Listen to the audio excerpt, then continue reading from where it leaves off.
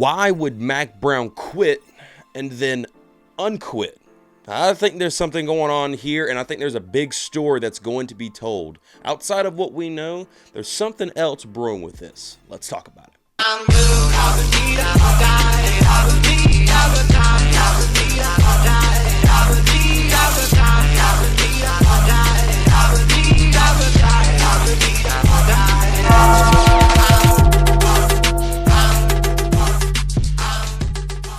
What's going on, Tar Heel Nation? My name is Nathan. I'm one half of your Heel Brothers. And this is the biggest topic that Carolina football has had in quite some time, especially since Mack Brown has returned. I think this hits the top of it, as the stories have come out that Mack Brown, during halftime, quit and then unquit on the team. Question is, what's going on? That news has spread everywhere. We've heard about it from every single person, not just in North Carolina's fan base, but fan bases all across the ACC and all across the country as well. Everybody's wondering what in the heck happened at North Carolina. You give up 70 to JMU, Mack Brown somewhat retires and unretires in the matter of 10 minutes. So there's a lot here. I don't get it, but I think there's some stuff that we need to get into. We need to break down how something like this could have happened, because if you're anybody that knows anything about Mack Brown, you obviously know that this isn't his character. I think just about every single North Carolina fan can say this isn't his character. And so let's break down of what could happen. Before we do that, if you're brand new to the Heel Brothers, be sure and you like this video, hit that like button, subscribe to the channel, and think about becoming a member of the Heel family. Man, we're having a good time over here building a community of North Carolina Tar Heel fans, and there's a lot to talk about right now, and we're going to be covering as much as possible. But here we go. Let's talk about Mack Brown a little bit. This is where I want to start with this, because Mack Brown, I think we got to talk about the person first off. Before we get into anything else, let's talk about the person. Mack Brown is an emotional guy. I think all Carolina fans could say that. You could see, let's go all the way back to when he first came back. The second he came back, he got emotional after winning the South Carolina game. Was in tears in the post-game interview. You saw him throughout times, especially in his interviews that we do key takes in, that he'll get emotional after games, really emotional. He'll pound the desk sometimes when he's angry or when he's excited. You could hear the overall joy in him. You hear about him taking the time to know all these players, to get to know all these players, and that they're his family in a sense. They're like his kids. They really are. And the reason that he's in coaching right now to begin with is because he believes that he can help kids. It's not for him. He didn't need the money, by the way. I mean, this guy he's a pretty well-off man before he came back to North Carolina. He definitely didn't have to. So, what did he come back for? Was to build the relationships with the kids.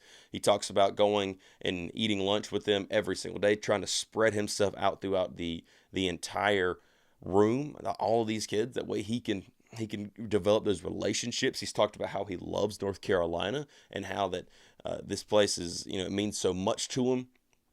And I think we've saw, and especially like he said at the very end of his press conference, but I think a lot of things came down at one time on him, and I think some emotions got the best of him. Most of all being one of the things that he's also said, and coming into this season, just like he does every season, but it seems like more in this season, he was asked so much more about how, or why are you doing this? What are you doing still here? And he was talking about Bobby Bowden and some of the quotes that he's gotten from coaches in the past that coached well into their 80s. Mack Brown 73, by the way. And he talked about how everybody that's on the staff and in those rooms as players are here because of me. Basically, let me break it down a little bit. I have fired and hired everybody here. They're all here because of me. The last person that hasn't been removed or changed has been him. And he's talked about how if I'm not the guy, I won't stay. I'll resign. Because I think we all understand Mack Brown will never be fired. That's something that will not happen. Mack Brown you'll never see a headline where UNC fires Mack Brown. That'll never come across your ESPN ticker. If it does, it would be the most shocking thing in the world. Because not only has Mack Brown had success in his career, and he's a Hall of Famer, but he's also gained that level of I guess you can say Roy Williams status in a sense, where Mack will be able to go out on his terms whenever he believes that he's no longer the guy. And he's talked about that a lot. And I believe that's what we saw this past weekend. Everything's going wrong. I believe he felt like he had the coaching staff. He's got the players. They could just get the quarterback situation figured out. I think that he was believing that, if we just get this quarterback situation figured out, we're going to be okay. We're going to be able to go win some ball games and be that team that breaks through that November barrier where we always fall off. So I think we got it. And Saturday happened. JMU happened. 70 points happened. And I believe in that a lot of frustrations came out for Mack Brown. Not because he legitimately meant it, but I believe it's something that's in his head. That like dang it, man. We got it all right. What's going on? What's wrong? What are we doing? How is this? Is it me? Screw it. Have you ever gotten frustrated in your life and anything and just like, screw it, I'm done. But you go right back and do it. Keep on doing what you were doing 2 seconds ago. I can say this guy has. I can definitely say that myself. Maybe you guys are better humans than me, but I know I have. That's for sure. So I think we saw some of that mixed with there's a bigger story here. And this is a story that is ongoing, and I don't know all the details to, and quite frankly, the details that I believe that have been reported, I can't really talk about because they are from the insiders, and I think you need to go there. If you're going to find much out about this, if you guys aren't, be sure and go to either Inside Carolina or Tar Heel Illustrated and subscribe and get their content. Honestly, I say go to both. I think they're both good. I like the way they hit at two different perspectives sometimes.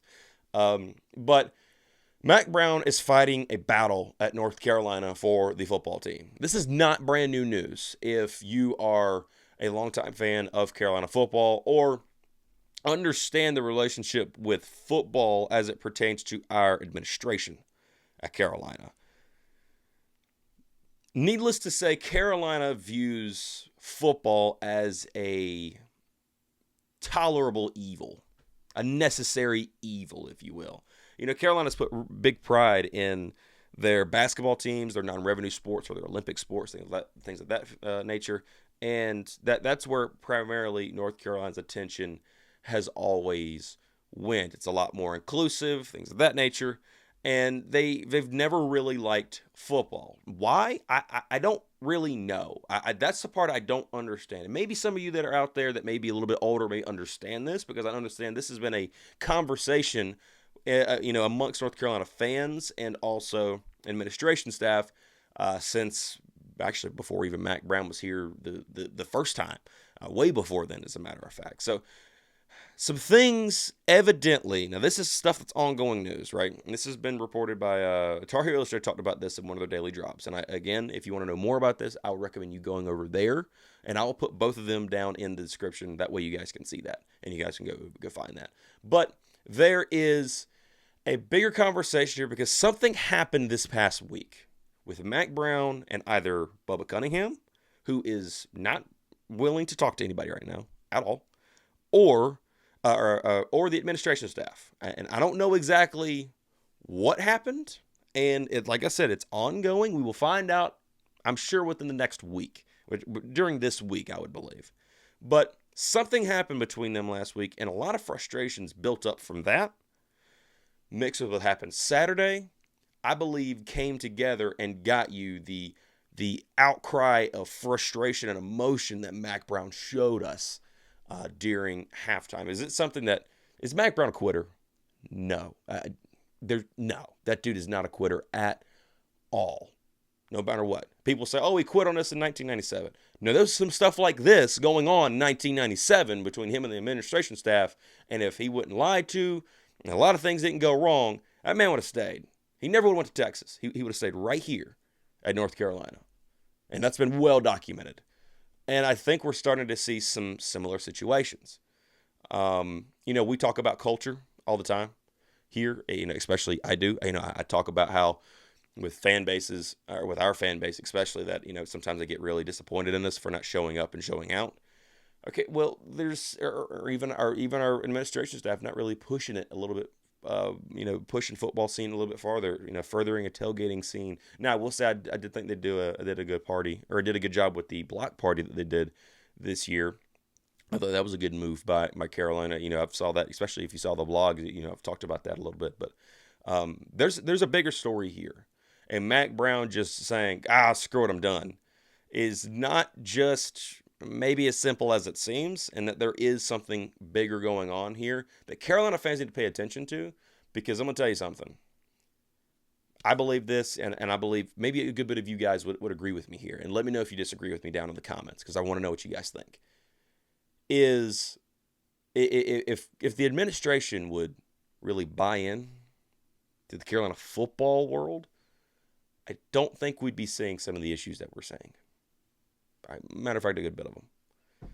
It's just me.